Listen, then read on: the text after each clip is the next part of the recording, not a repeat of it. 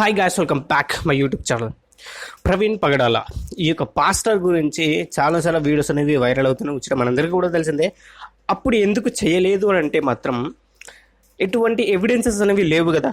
ఇష్టం వచ్చినట్టు రూమర్స్, ఇష్టం వచ్చినట్టు కథనాలు, ఇష్టం వచ్చినట్టు ఎవడికి వచ్చింది వాడైతే రాసుకుంటూ వెళ్ళిపోయాడు అనమాట.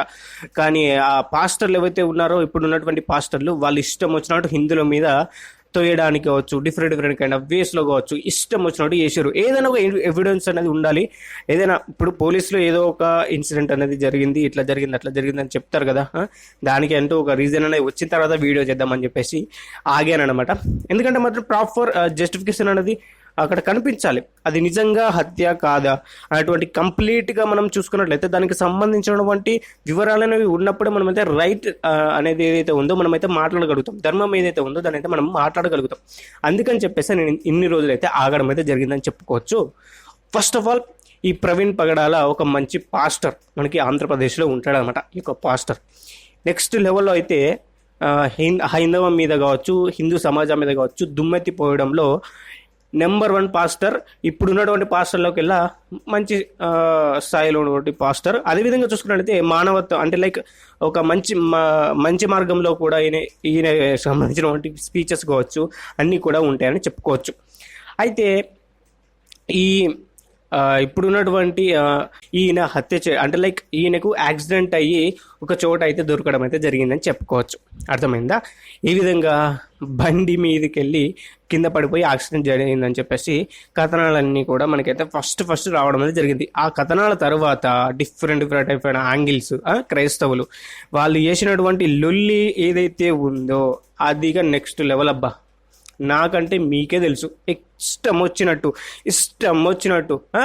ఎవరెవరు చేసిర్రు, ఇట్లా చేసిర్రు, ఈ పోస్ట్ డిలీట్ చేసారు, అట్లా చేసారు, ఇట్లా చేసారు, ఇది చేసారు, మాకు ఆ కాల్స్ వస్తున్నాయి, ఈ కాల్స్ వస్తున్నాయి, ఇట్లా వస్తున్నాయి, అసలు వస్తున్నాయి అని చెప్పేసి వా వేరే లెవెల్లో అయితే మీరైతే నెక్స్ట్ లెవెల్లో అయితే హైందవం మీద దుమ్మెత్తి పోసిరు. ఇప్పటికి కూడా పోస్తూనే ఉండాలని చేసి చెప్పుకోవచ్చు. పోలీసులు అయితే ఈ కేసుని తప్పదు పట్టించడానికి చూస్తున్నారు, ఇట్లా చూస్తున్నారు, అట్లా చూస్తున్నారు అని చెప్పేసి కూడా ఇప్పటికి కూడా వాళ్ళని వేసుకుంటూనే ఉన్నారు. వాళ్ళకి తిక్క దిగిందిగా. వాళ్ళు మంచి కోసం చెబుతేనేమో వీళ్ళు వినట్లేదు. మరి ఇటువంటి దిక్కుమల్ల అలవాట్లు ఉన్నాయని చెప్పేసి అంటే మాత్రం ఎవరికైనా కానీ ఇజ్జత్ పోయే ముచ్చటే కదా అక్కడ. అందుకని చెప్పేసి వాళ్ళు పోలీసు వాళ్ళు ఏం చేశారంటే మెయిన్ స్క్రీన్స్ ఏవైతే ఉన్నాయో వాటిని మాత్రమే చూపెట్టారు. ఆ 2 గంటల సేపు ఏదైతే ఉందో అక్కడ ఏం జరిగింది, ఈ కథ ఆ కథ అని చెప్పేసి ఎవరు కూడా దాన్ని చెప్పలేదన్నమాట. ఎందుకంటే మాత్రం ఒక వ్యక్తిని అట్లా కించపరచడం అనేది ఎక్కడ కూడా చేయదు. చట్టం అనేది ఆ ఇన్సిడెంట్ అనేది తీసుకోదు కాబట్టి అటువంటి పనులు చేయలేదు. వీళ్ళు ఏం చేశారు, మాకు 2 గంటలు ఏడిపోయిండు, ఏం చేసిండు, ఏదన్నీ కావాలని చెప్పేసి ఇష్టం వచ్చినట్టు ఎవరిని పడితే వాడిని తిట్టిరు, ఎవరిని పడితే వాళ్ళు ఇట్లా వస్తాం, మేము అట్లా వస్తాం, మా దగ్గర ఉన్నటువంటి క్రైస్తవం మొత్తం ఏకమవుతున్నాం, మా ఇక్కడ ఉన్నటువంటి ముస్లిం సోదరులకు ఏకమవుతున్నాం, హైందవాన్ని మీద తొక్కేస్తాం, రాష్ట్రాన్ని మొత్తం తగలబెట్టేస్తాం, ఇట్లా చేస్తాం అట్లా చేస్తాం అని చెప్పేసి వేరే లెవెల్ అయితే ఆడుకున్నారన్నమాట. వాళ్ళకు పోలీసు వాళ్ళకు ఇక మరి వాళ్ళు ఆగట్లేదు. ఏం చేయాలి, బయట పెట్టాలి. పెట్టిర్రు, అయిపోయింది. ఏమున్నది, వాళ్ళొక పచ్చి నోట్లకి వెళ్ళి ఆ మాటలు ఎందుకు లేండి అటువంటి అయిందనమాట. అలా జరిగి మంచిగా ఒక యాక్సిడెంట్ అయింది. ఆ తర్వాత బల్బ్ అనేది ఎగిరిపోయింది. అయినా కానీ తూలుతూ మంచి బండి మీద వచ్చిండు, కొట్టేసింది, అలా పోయిండు. దాన్ని పట్టుకొని ఇష్టం వచ్చినట్టు చేశారు కదా అయ్యా. నెక్స్ట్ లెవెల్లో మీరైతే ఆడుకున్నారు. మీకు ఏం చెప్పాలి అయ్యా, నాకు అర్థం కాక అడుగుతా. హైందవం మీద దుమ్మెత్తిపోవడమే మీకైతే ఒక మంచి పనిగా అయితే పెట్టుకున్నారు. మీ ఎంత దుమ్మెత్తిపోతే అంత డబ్బులు వస్తాయని చెప్పేసి తెలుసు మీకు ముచ్చట. అక్కడ వాడెవడో చెప్తాడు అనమాట. మీరు ఎంత దుమ్మెత్తిపోతే మీకు అంత డబ్బులు ఇస్తాం రా అని చెప్పేసి చెప్తాడు. ఆడెక్కడో కూర్చుంటాడు, అమెరికాలో లేకపోతే ఏదో ఒక దేశంలో కూర్చొని వీళ్ళని ఆడిస్తూ ఉంటాడు అనమాట. అర్థమైందా? మీరు ఎంత దుమ్మెత్తిపోయింది, అంటే లైక్ మీరు ఎంతమందిని కన్వర్ట్ చేస్తారో మీకు అంత డబ్బులు అయితే ఇస్తాం. మీరు ఎంతమంది ఒక చర్చిలోకి మీరు తెచ్చుకోగలిగితే అంత మీకైతే ఈ యొక్క 10% ఏదైతే ఉందో వాళ్ళకు సంబంధించినటువంటి సంపదలలో 10% ఏదైతే ఉందో చర్చికి ఇవ్వాలో అదన్నీ కూడా మీకైతే వస్తాయి. దశంభాగాలు అని చెప్పేసి అంటారు కదా, వాళ్ళన్నింటినీ వాటితో పాటు మేమైతే డబ్బులు ఇస్తాం, ఎంతమందిని మీరైతే కన్వర్ట్ చేస్తే అన్ని డబ్బులు ఇస్తామని చెప్పేసి ఇట్లా different scams, different kind of things. మళ్ళీ అది వాళ్ళకు సంబంధించినటువంటి పురాణం మొదలు పెట్టుకుంటే మాత్రం ఇక నెక్స్ట్ లెవెల్ అక్కడికో వెళ్ళిపోతుంది. దాని గురించి నేను ఇక్కడ తీయను. ఇట్లా ఈ వేలో తీసుకొని పోయారు అనమాట. ఎట్లా చేసినా సరే అంటే లైక్ ఇప్పుడు పవన్ కళ్యాణ్ గారు కలవాలి, మిమ్మల్ని సీఎం గారు కలవాలి అంటే లైక్ ఎవరు అందరు వచ్చి మీ ఆయన శుద్ధ పూస ఆయన గొట్టంగాడు అని చెప్పేసి మీ దగ్గరకు వచ్చి గవర్నమెంట్ వచ్చి మీకైతే అన్నీ వేయాలన్నమాట. వాడు ఎవడని చేస్తాడో, వాడు మన గవర్నమెంట్ ఎంప్లాయా, గవర్నమెంట్కి సంబంధించిన వాడు ఎంప్లాయా, లేకపోతే దేశాని కోసం ఏమైనా చేసి చచ్చిపోయిందా? మంచిగా వేసి పోయిండు. మరి మీకే వదిలేస్తున్నాం. ఇక మీరు ఏమని అంటుకోరు, ఇట్లా అట్లా అని చెప్పేసి ఇష్టం వచ్చినట్టు చేసారు గారు, ఇష్టం వచ్చినట్టు. చిక్కు మనం ఉండకలే మాట్లాడే ముందు కదా. ఒక పాస్టర్ ఉన్నాడు, ఏం మాట్లాడుతున్నాడో ఆయనకే తెలియదు. ఇట్లా చేసారట, అట్లా చేసిరట, ఇది చేసిరట అని చెప్పేసి చెప్తాడు, కానీ ఎవరు చేసిరు అని చెప్పేసి చెప్పాడు. ఆధారాలు మా దగ్గర ఉన్నాయని చెప్పేసి అంటాడు.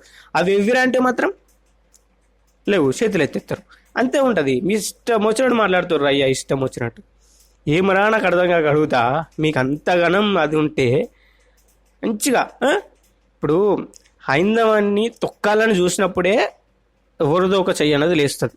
అందులో కొంతమంది ఉన్నారు, వాళ్ళ మీద దుమ్ము ఎత్తిపోవడానికి అయితే ట్రై చేస్తున్నావు. ఫస్ట్ ఆఫ్ ఆల్ కూడా మాత్రం గుర్తుపెట్టుకో, అంటే లైక్ ఎవరైనా కానీ, ఒక వ్యక్తి కానీ, ఒక కమ్యూనిటీ కానీ ఈవెన్ ఈక్వల్గా ఉన్నప్పుడు, అంటే లైక్ ఏ విధంగా చెప్పారంటే, ఇప్పుడు ఒక వ్యక్తిని ఏమీ అనకముందు, అంటే లైక్ ఏమి అసలు వాళ్ళిద్దరికి మధ్యలో గొడవలు లేకముందు ఏ విధంగా ఉంటుంది, ఒక వ్యక్తి వచ్చి ఒక వ్యక్తిని ఏమైనా అంటేనే వాడు రియాక్ట్ అవుతాడు. అంతేగాని ఒక వ్యక్తి వచ్చి ఏమి అనకముందే రియాక్ట్ అయ్యండి అంటే మాత్రం అతన్ని ఏమనాలో నేను మీకే వదిలేస్తున్నాం.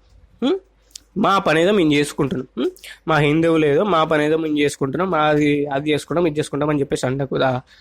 మీరు రోడ్ల మీద మైకులు పెట్టుకొని మీ దేవుడు అట్లా, మీ దేవుడు ఇట్లా, మీది అట్లా, మీరు ఇట్లా అని చెప్పేసి అబ్బబ్బబ్బబ్బబ్బా నెక్స్ట్ లెవెల్లో చేశారు అబ్బాయి మీరైతే. మరి దానికి మండదా?